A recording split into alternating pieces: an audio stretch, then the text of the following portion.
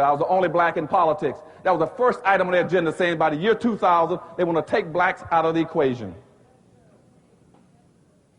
And that's why, as Dr. Price just said, that's why they control South Florida. They play to win. We play to play. Okay? And when I leave here today, I want you all forevermore in helping Dr. Price to play to win. Okay?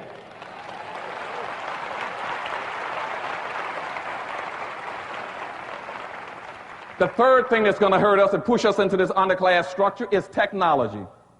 You got blacks running all over the country telling black folks, some people, well, what we're going to do, we can overcome racism if we get involved in technology. Won't happen. Technology has never been a friend, an ally of black folk. It has always been our worst enemy. Why has it been? Because you see, racism has always kept us in our place.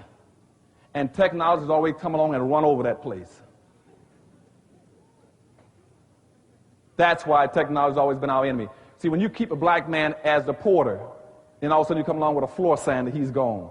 You keep him as the elevator operator and you put a computer in the elevator. You keep him as a dishwasher and you get an automatic dishwasher. You all understand what I'm telling you? So when black people come to you telling you, well, you get technology, no. You say, no. What we have to do is to get control of, get behind technology so to stop running over us. And I got friends in Washington, D.C. going all over this country telling black folk, you got to get into the information highway. And you can overcome racism. Whites were not that dumb. You cannot get on the information highway and overcome racism. Because the information highway is like any other highway. It's a transportation system. And what you should be asking yourself is, what are you transporting? If you don't have anything to transport, you can't get on the information highway.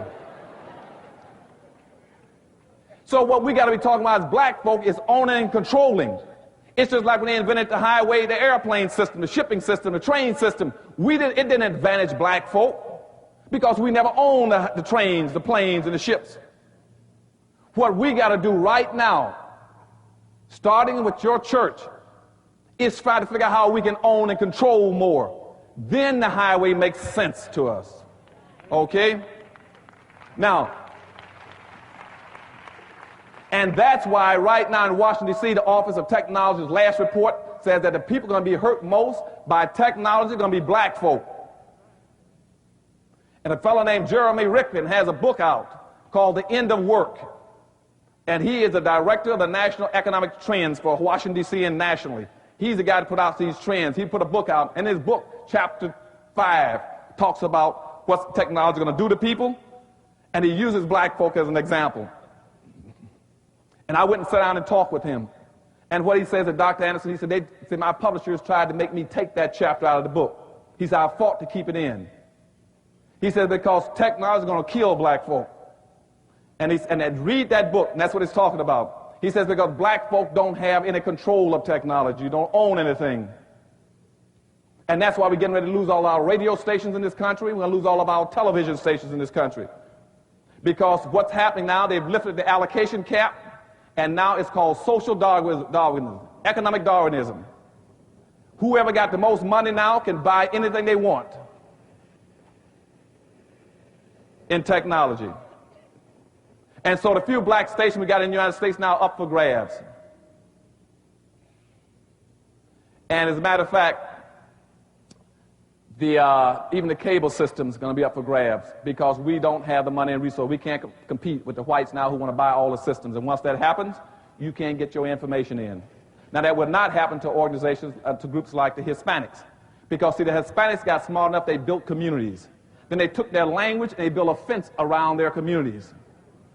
They use their culture to protect their communities. Where is your culture in Los Angeles for black folk? Where is your fence? And we're going to talk about that later on. You're vulnerable. The fourth thing that's going to happen to you is that this whole contract with white America is not anti-liberalism. It is not anti-Democratic Party. It wasn't even anti-Clinton. What it was they were trying to answer a question that's been haunting white America for about 30-something years. And that is, what do you do with 36 million obsolete black folk? That's what the contract was for. And how they concluded that was, you see, they got 1,200 white think tanks in America. 1,200 white think tanks. You got one wholly owned black think tank, and that's the Harvest Institute I'm trying to run. They got 3,000 employees with a $500 million budget. I got a few volunteers, no staff, no money. Because you see, in this country, no blacks wants to give my black think tank any money to help our leaders to develop policy and public issues. And when I ask them for money, what they say is that we can't give you money.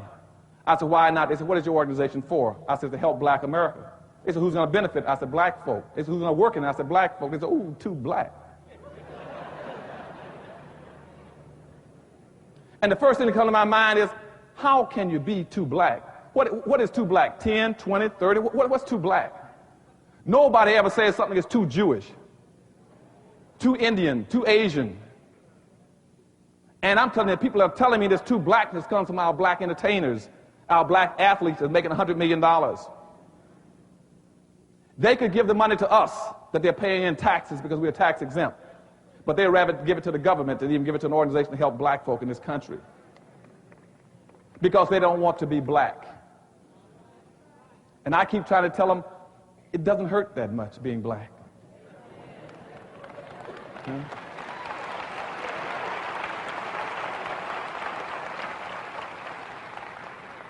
Now, let me move a little fast. I'm talking too slow. I'm going to speed up now, go real fast. You all keep up with me. Now, what's going to happen now, what these think tanks decide to do in the contract with America, they found out through their research that approximately 68 to 7% of all the blacks in America work in some level of government. This happened as a direct result of the civil rights movement. See, at the end of the civil rights movement, instead of moving against the problem to get more wealth and power for black folk, our civil rights organizations pushed us over looking for jobs. And so all of our black folk, then over 50 to 60% of all the blacks that got jobs after the civil rights movement went into government. So 68 to 70% of all the blacks in America are working either in federal government, city government, state government, county government, libraries, and school systems. So when you hear white folks talking about downsizing government, what they're talking about are de-employing and disemploying black folk. They know that. They know that. So in Washington, D.C., they plan on firing 480,000 people. And what the Office of Management and Budget, right out of the White House, says is that for every white person who gets fired, we're going to fire 2 blacks. Now, if you own 12.3% of the population, and you're going to fire 2 blacks for every white, you're going to be devastated. Now, let me give you the real picture, even before they started firing black folk. Let me give you the real true options for black folk. There's only 3 things that you can do in this world as a black person to earn a living and survive. You either must work, go on welfare, or you steal. Now, for those who missed that, let me give it to you again. You either work up here, you go on welfare here, or you steal down there. You're talking about your crime problem. I'll show you how you get into your crime problem. Now, right now at the top level, everybody prefers to work. Now, I just told you that 68 to 70% of all the black folk are working in government. 26 to 28% of the rest of the blacks are working in white corporations. And those white corporations are going to follow the government. They're going to downsize. You're going to see IBM cutting back, Apple computers.